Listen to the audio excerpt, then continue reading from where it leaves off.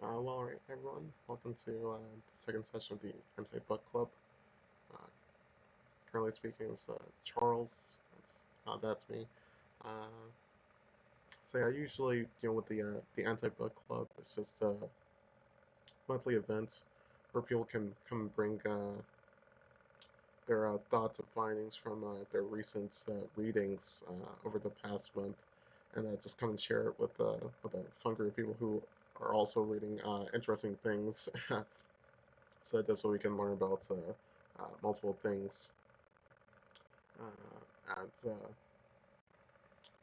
at the same time. So yeah, let me just get into the slideshow mode.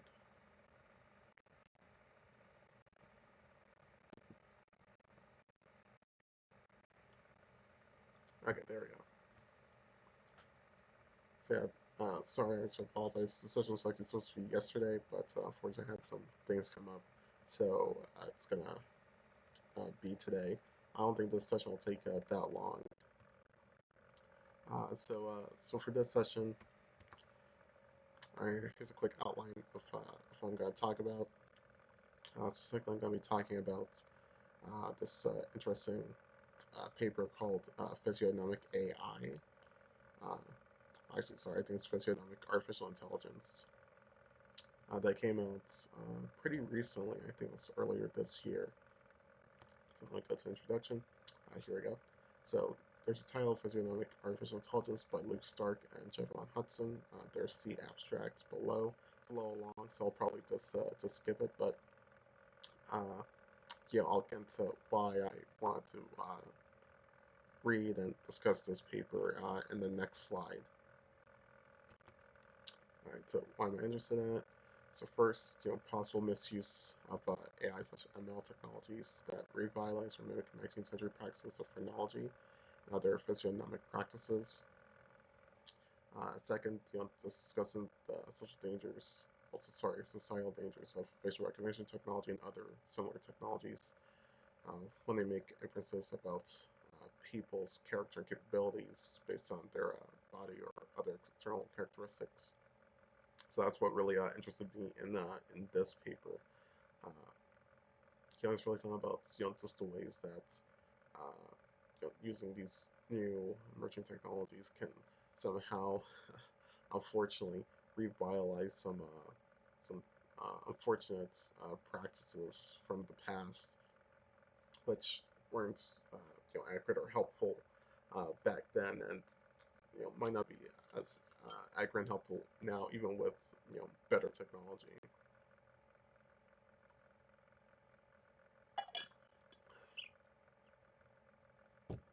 So that's what got me interested in this paper, and especially discussing just the side effects.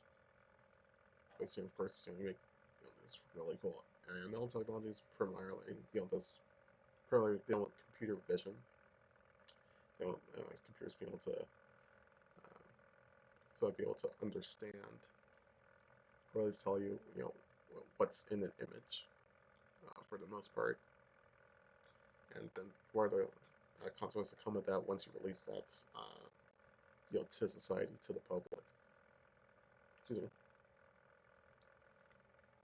So yeah, that's what's got me interested in this paper. And so next, I've got my key takeaways. So this is a really nice, nice paper. Not it's kind of long, but not like a super long read. It's actually pretty enjoyable. And so at least for my key takeaways, one, how the authors define physiognomic AI. It defines the practice of using computer software and related systems to infer or create hierarchies of an individual's body composition, protect a class status, perceive character, capabilities, and future social outcomes based on their physical or behavioral characteristics. So I thought their definition and something they went into in the paper is that's very broad. It pretty much like kind of captures all uh, uh, ML technologies, pretty much covering like computer vision in totality. And so, you know, I do think it's very broad. It's kind of includes like pretty much any ML you can think of. They're trying to just make a point that you need a very broad definition, one that's kind of future proof, so that you don't run into issues later on with people trying to reinterpret you know especially for like lawmakers, what AI is supposed to be, and hopefully not make a definition which is too narrow, which excludes things or just is impractical. All right, the second key takeaway that I took from this paper was that the rise of physiognomic AI mirrors the rise of phrenology and other physiognomic practices in the 1800s and 1900s. So it's really like phrenology. Yeah, I don't think I define it, but phrenology is one physiognomic practice. Kind of come back to the image here, as you can see on top of the top, above introduction. That's an example of phrenology. And with phrenology, pretty much saying that there's certain parts of the brain which correspond to certain characteristics. Of course, this has been debunked, but at the time when phrenology was becoming popular, this was the belief was that certain parts of the brain correlate to certain characteristics. So like if one part's bigger than the other, like oh that must mean this person has that characteristic, and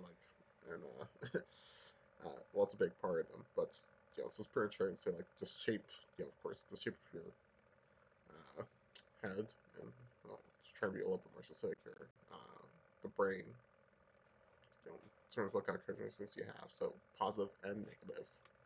So that's pretty much phrenology, and so that's an example of a physiognomic practice. And physiognomy is really just the use of judging people's internal characteristics based on their external characteristics. So just looking at someone's body and then making a judgment based on that. Even though we do know it's not very accurate, but it's something that does occur in our culture. So I thought it'd be important to at least talk about that, because it does raise a lot of concerns regarding fairness, accountability, and transparency. And so I just wanted to just describe that, since I didn't mention it here in the takeaways. So so the authors really are positing that physiognomic AI is the rise of phrenology and other physiognomic practices. And so, even though we don't practice phrenology and again, a physiognomic practice from that time, like, we still somehow almost and tend to go back to physiognomic practices, or find new ways to justify them, because they pretty much do justify, as I said, they're justifying existing races, sexes, and classes, social hierarchies, and such judgments are unfortunately deeply embedded into our culture. We take a look at someone and we try to form an opinion like right away. And of course, it goes with the saying, "Don't judge a book by its cover." Unfortunately, I think we're all guilty of that at times, and unfortunately, this does become a little bit more problematic with ML technologies. And one of the things out there is really hone in is that you might that for computer vision you probably can't escape the logic of physiognomy, because with computer vision, especially that based on trying to, as we're saying something about a person, it's just based on on an image, to be honest, and from there you're trying to infer something, but that's pretty much the same thing as it is a physiognomic practice because you're looking at some external characteristics to first name about their internal characteristics, about their character or their capabilities. So I felt that was really interesting parallel that they drew there. One thing I really liked is that they really put in on some of I say the marketing around uh, human-centric ML, especially regarding those that are based on computer vision. They mentioned a study by Wan and Kosinski about the about their use of ML to determine whether someone is gay or homosexual just based on their face, and which I thought was a really good example of just the AI practice. It's like, oh, seeing a picture of your face, I can infer that's for your sexuality or your sexual preference. Of course, is that possible? Yeah, probably not. you know, uh, um, and that's kind of the point is that oh, you know, business, they did the study. They said that they were able to find it. Of course, is that really true? Probably not. But so why would they say that?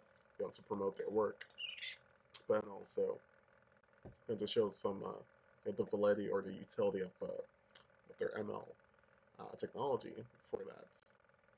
It's just those kind of claims like, oh, like, if I can get an image of someone's face or body, I can, infer these types of things, uh, which might not just be possible from just an image, though, and that's really the kind of the troubling thing. It's not that there aren't things you could predict from an image. It's just that some of the claims of what you can predict are probably beyond what the current technology can actually do. So it's kind of like selling, it's upselling basically, or trying to show you something that's it's not really there. I thought that was just a very good example, just kind of the logic of physiognomy, and also kind of the marketing around uh, computer vision. Excuse me. To of course in the public, in the press, and to get investors, which I don't blame people for. But that does have an effect on society, and that leads to people overestimating how useful these technologies are, and assuming that these technologies themselves are somewhat accurate or even useful. So it's kind of like a self-justification for their existence, even when they might not be able to actually give the answers which people are asking for, or might be going about the wrong way. And one of the things which I thought was really interesting is that they mentioned just the very fact of like labeling data, uh, taken from the image and then trying to ascribe that to a certain behavioral practice or something about a person's character could in and of itself be flawed. That's of course it's like who's determining what you know an image is supposed to mean. If I look at someone, some, like makes an angry face, does actually mean they're angry. And I think it's like we don't know. You'd have to ask someone, right? So I think we've all had times where people, it's like if you watch, people acting, or it's like, oh, they're making an angry face, but that doesn't actually mean they're angry. They're just acting, and so it's kind of a interesting part. Interesting thing that I was just thinking about. It's like, oh, it's one of those. It's like sure you get the image of an angry person, but it's like does that actually mean that person's angry? And things like you don't actually know. So you would need more information, more context than just probably the image itself. It's, and just can be deceiving.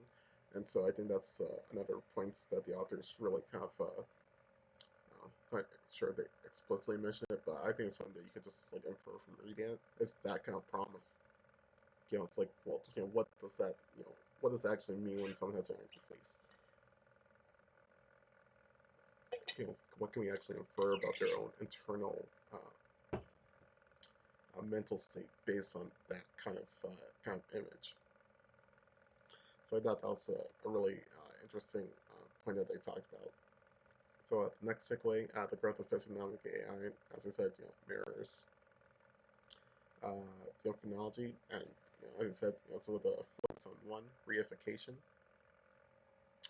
2, self-referential complexity, 3, self-legitimation, 4, folk beliefs, and 5, social good. So when it comes to reification, that one's kind of focusing on the data labeling. So, ability to say that's, given this data, we'll label it, with a certain label, this, you know, that describes a certain, human behavior or characteristic, and then that's, of itself, also what people are actually thinking or doing, which might not be true. And so that kind of mirrors well, you say phrenology, but it's also like just physiognomic practice in general, where it's just like, oh, we find data and then we label it to what we think it is, and we kind of just go with that. So it might not necessarily be true in the real world, but it's what we think is true in, when we're developing a system. So self-referential complexity. So pretty much that they're really only concerned with the field itself and make it more complex based on their own taxonomy, rather than looking at the real world results. Because you know, like with the Juan Kosinski study, like gay face, like yeah, no, it's probably not working in the real world, but they're not really concerned about real world, uh, you know, applicability. They're really more concerned with, can we make this better, from a really from just like a research standpoint or theoretical standpoint. And so the complexity of uh, of the tech and just the applicability of it comes from the field itself instead of really looking at the actual ability for it to work in the real world when it comes to some of these old tech. Uh, as I was saying with like the gay face site, but another one might just be like, oh, it's just like for whether someone's like cheating on a test, like you might have this like exam proctors where like they like watch you on webcam and like, oh, we're gonna tell someone's cheating. It's like, well, how do you know someone's cheating just watching their face? It's like, it's like, and it's one of those where it's like, like how do you really know that? But then fields of might say we can, but of course, not necessarily the field, but people trying to sell certain things or promote themselves, and that complexity kind of just rises and rises. So it becomes more complex as you look at your own stuff rather than looking at real world applicability. And then 3, self-legitimation. So pretty much they just self-legitimize. So they kind of say that's they try pretty much legitimize themselves in the field and the findings and stuff. And once again, kind of going back to the real world applicability. It's like instead of looking at real world, it's like, well, we found this and therefore it's kind of true and you know legitimize it. But also that goes back to marketing, like how uh, Physical AI gets marketed in the public uh, and also to in the industry as well.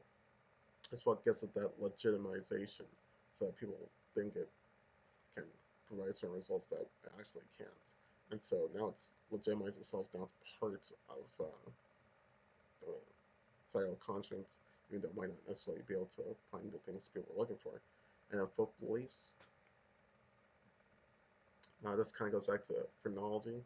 Uh, really just phrenology itself is just like older practices, older physiognomic practices, which really weren't true necessarily for an individual, not also for a group either. But it's like it's kind of like old wives' tales, or just old sayings, pretty much just like stereotypes.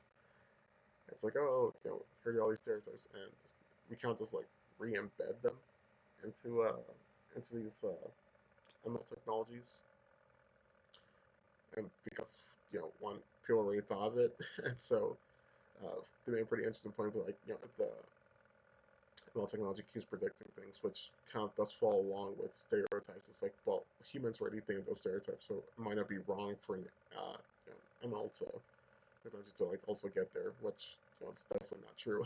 Like if there's bias, like we can't eliminate it, so we should do that. But really, if like there's kind of just throwing these foot bullies back, kind of find a new way to show their validity or their legitimacy, even though they're probably not true. But through the use of ML, it's like, well, we can just kind of bring it back and also kind of just makes life easier because people already kind of believe it. So when the result comes out, it's like, well, it's kind of like confirmation bias. Actually, sorry, let me take it back. Not necessarily confirmation bias, because that's certainly something that to compare stuff, but more just like I already had this place. Oh, here comes the animal. It's like, oh, all right, see, and then it's like, oh, here's the, it's pretty true because the animal itself finding it too. But it could just be that, the data's biased. It could also be something, the readers could be biased. The data labeling instructions could be biased. Like there's, a lot of reasons why that could be true. So that's could also be a problem. And then five, social good. So this kind of just appeal to the social utility of physiognomic AI. So that we should keep researching and developing it even ethically to negative outcomes because in the greater end of things, I'll eventually to improve society. And this kind of something that also along with phrenology. It's like, oh, excuse me, or and other physiognomic practices. It's kind of like falls under eugenics kind of as well. It's like, oh, through phrenology, like we're able to figure out who's, everyone's capabilities, like who's more likely a criminal, who's more likely not to be, who's gonna do well, who's not. It's like we're able to like help people, but like in the end, you're not actually helping. You're kind of like debilitating, well, you kind of dehumanizing them a bit, and it's kind of a similar thing for physiognomic AI. Is that's appealing to like the fact that this will improve society, but at the same time, it's like actually kind of ruining things for certain groups of people, and it's kind of just another way of like justifying its existence, even though it's actually might lead to terrible outcomes. Lastly, the others believe that physiognomic AI should just be categorically be banned, like we just ban it outright, and there are different ways that policymakers could do this. You could do it through consumer protection laws, biometric privacy laws, and anti-discrimination laws. So, three pathways there. And they wrote some interesting counter arguments as well to their opinion.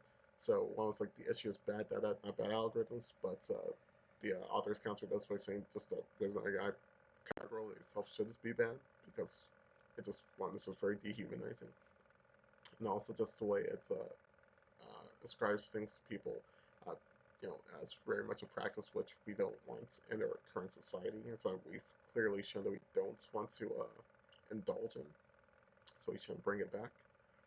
The second one, prohibitive investment will stifle innovation in the growth of multi-billion-dollar industry. Their counter to this was that we shouldn't really sacrifice people's humanity for for money, and also probably like won't stifle innovation because sure there's innovation, but it's at the expense of really people and their own societal values. And the thing is, we tend to stifle innovation when it comes to a lot of things for such reasons. So it's not strange why we would do it in this case. And then the last kind of argument, such systems should to ensure equity and accessibility and to de-bias decision making. The other issue here was that it's already, it's inequitable by default, and doesn't necessarily make things more accessible. Because once again, why are they, it's based on just based on characteristics and kind of just grouping, categorizing them from there. It wouldn't necessarily make things necessarily more accessible. Because if this reflects, awful practices which we like already have, like it's not going to actually make anything more accessible. It just be more reinforcing our current social dynamics. And the advice decision making like doesn't really work because just the logic of physiognomy, you can't escape it. So since you can't escape it, you can't really de-bias it. And so that's pretty much my key takeaways from the paper. Hopefully that was helpful. Let's see any questions. Yeah, so that's pretty much it for me on my end. Hopefully enjoyed this session of the Anti-Book Club second session, and this one I just went over physiognomic artificial intelligence. Let me just switch to the actual paper itself. If you guys actually want to look here.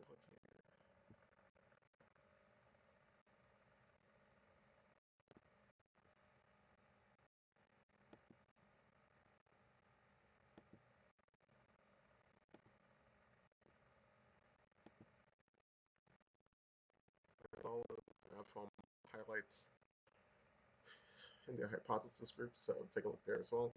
So here's the actual paper. So then artificial intelligence. We'll have to about this here. So yeah, if you guys want to take a fun little read through, here it is. It's also linked in the slides as well. Oh yeah. Oh, and there's also some yeah, I don't think I mentioned this as well, but yeah, just they also mention what happens when it function. There are like different applications, and it's usually pretty bad. But I thought those ones were like really good examples, but they didn't really dive in too much into them. Uh, this thing, it's kind of there's just like a lot to get to. But yeah, I just thought uh, these are also kind of good with labor and employment. It's like determining who gets what, who can get what position. But it's like, well, you're based on external characters. Someone's probably like screwed. Teaching education, it kind of went over that a little bit. Policing criminal justice, trying to use facial recognition technology to predict criminals or predict who's going to be a criminal. Of course, it's probably not going to work, and probably don't want the government doing that. Some commercial applications, can't really do too much, but like emotion analysis, like look at your face, you figure out what your emotions are. This kind of goes back to my angry face point. It's like how are you supposed to tell someone's actually angry based on their face? This someone could just be acting, like you don't really know. And with matchmaking, some people might want to use facial recognition to find people with facial features that they like, but that itself could also lead to some issues. But I think it's a pretty good paper, and I recommend from taking a look and reading it. If you have any questions about the paper, please send me a message at charles.jovu on Discord or at CADJOVU on Twitter, or send email to ledgerback@gmail.com. But anyway, that's all I got for this session. Hopefully you guys enjoyed it.